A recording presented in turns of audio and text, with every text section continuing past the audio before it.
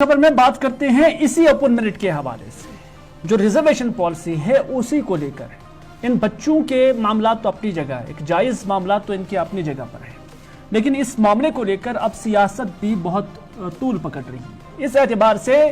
कि जब आगा सैयद रूहुल्लाह ने इस रिजर्वेशन पॉलिसी को लेकर एहतजाज किया था, तो उसके बाद हर कोई अपनी जगह पर यह सोचने लगा है कि अगर आगा सैयद रूहुल्लाह साहब नेशनल कॉन्फ्रेंस से ही ताल्लुक रखते हैं तो उन्हें एहतजाज करने की जरूरत क्यों पड़ी। बाद में नेशनल कॉन्फ्रेंस के कुछ सीनियर लीडरान के साथ मीडिया के नुमाइंदों ने गुफ्तगू की कि जनाब क्या आप आगा सैयद रूहुल्लाह के इस एहतजाज के साथ हैं, तो उन्होंने कहा कि जनाब आगा सैयद रूहुल्लाह साहब ने जो एहतजाज किया वो दुश्मनों के सफ में शामिल हुए, हरीफों के सफ में शामिल हुए।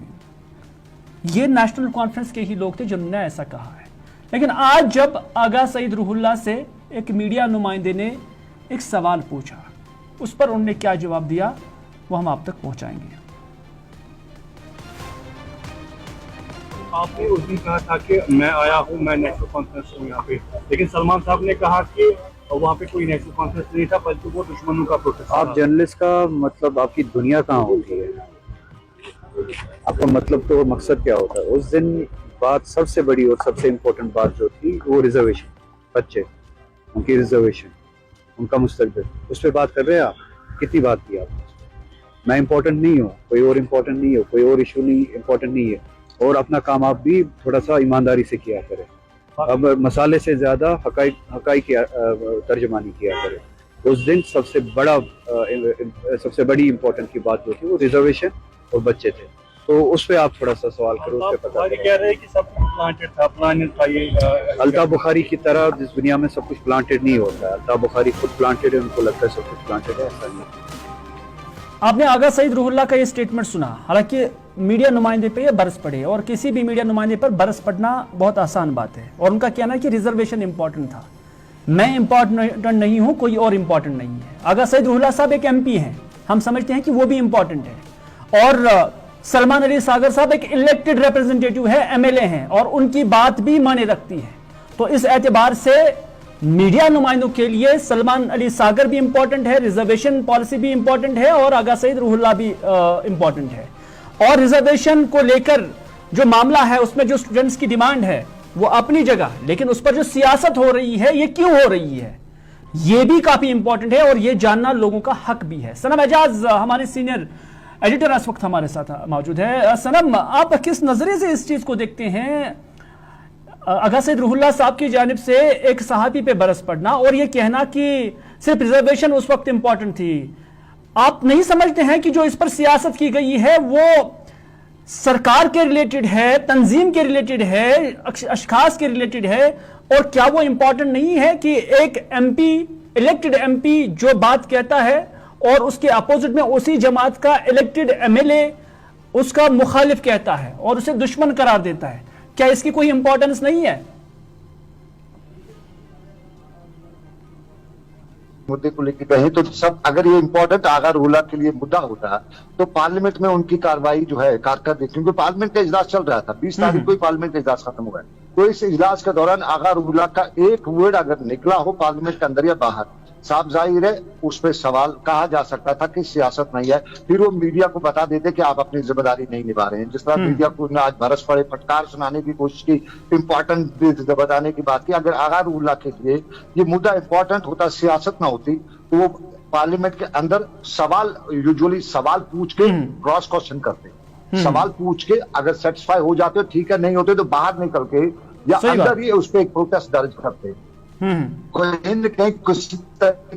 आगा रूहुल्लाह साहब पार्लियामेंट में इस पर कोई डिसीजन, पार्लियामेंट का इजलास चल रहा है, वो पार्लियामेंट के इजलास के दौरान ही कश्मीर आके प्रोटेस्ट करते, और ये प्रोटेस्ट किस लिए करते हैं? आगा रूहुल्लाह को यहाँ समझाना पड़ेगा कि वो अपनी उसी पार्टी में जिसके वो स्टाल बांटे, उस पार्टी को स्टाल बांटे, उसको उन्होंने जो इलेक्शन कैंपेन जो थी लीड कैंपेनर बनाया हुआ था, उसकी बात नेशनल कॉन्फ्रेंस में सुनी जाती है। उमर अब्दुल्ला, उसको टाइम देने की बात नहीं, उसको किसी भी टाइम उमर अब्दुल्ला के पास एक्सेस है। तो आगा रूहुल्लाह इंस्टेड आप उनके घर के बाहर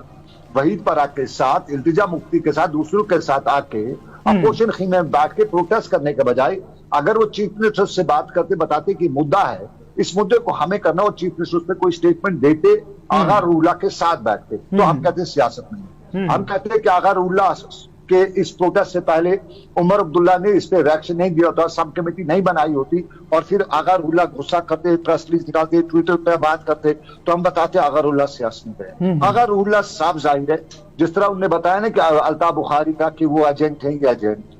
कश्मीर एक ऐसी लेबोरेटरी है जहां पे किसी न किसी को ट्राई किया जाता है। और मैं जब आम लोगों से बात करता हूं तो आगा रूल्ला के बारे में भी जो एक अब तक ओपिनियन था, जिस तरह पहले कभी कश्मीर में शाह फैसल हूं, उसके बाद इंजीनियर रशीद आए, अब ये तीसरा ऑप्शन जो है, इसके बारे में भी लोगों का ख्याल आना, दिमाग में आना शुरू हो चुका है कि कहीं न कहीं उमर अब्दुल्ला की गवर्नमेंट या एनसी के अंदर किसी न किसी को तैयार करना है, कोई ऐसा बीज तैयार करना है जो कल मुकाबले में आ सके। और इसमें आगा रूल्ला को एक इंपॉर्टेंट फैक्टर ये है कि ये यूथ का मामला है, तो कोशिश की जा रही है कि यूथ को साथ लेके आगा रूला चले। लेकिन खुदा भला करे इस कौम का कहीं न कहीं लोगों की सिक्स सेंस जो है काम कर जाती है और आगा रूला का ये सारा मामला जो है,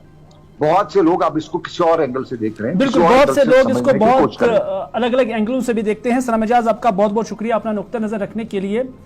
और अपने तासुरात देने के लिए। कुल मिलाकर रिजर्वेशन तो अपनी जगह है, लेकिन एक बात जरूर आप नोट करिए कि जिस चीज को आज कहा गया है कि वो इंपॉर्टेंट नहीं था,